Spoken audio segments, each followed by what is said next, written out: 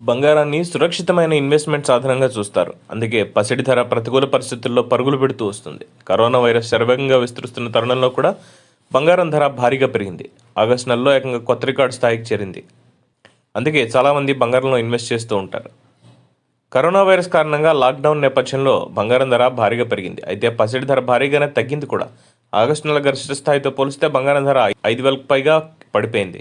అలాగే సెప్టెంబర్ నెల వరకు మాత్రమే చూస్తే బంగారం ధర ఇప్పుడు 1,500 పతనమైంది. బంగారం ధర గత నెలలో తగ్గడానికి ప్రధాన కారణం డాలర్ బలపడడం, అలాగే స్టాక్ మార్కెట్లు కూడా పరుగులు పెట్టడంతో బంగారంపై ప్రతికూల ప్రభావం పడింది. ఇప్పుడు బంగారం ధర పెరిగే అవకాశం ఉంది. అగ్రరాజ్యం అమెరికా అధ్యక్షుడు డొనాల్డ్ ట్రంప్కు కరోనా వైరస్ పాజిటివ్ రావడం ఇందుకు ప్రధాన కారణం. నిన్న తగ్గిన బంగారం ధర ఈరోజు మాత్రం పైకి కదిలింది. హైదరాబాద్ మార్కెట్లో శనివారం బంగారం ధర పెరిగింది. 10 గ్రాముల 24 క్యారెట్ల బంగారం ధర 120 రూపాయల పెరుగుదలతో 52,760కి చేరింది. అదే సమయంలో 22 క్యారెట్ల బంగారం ధర కూడా 10 గ్రాములకు 120 రూపాయలు పెరిగింది. దీంతో ధర 48,370కి చేరింది.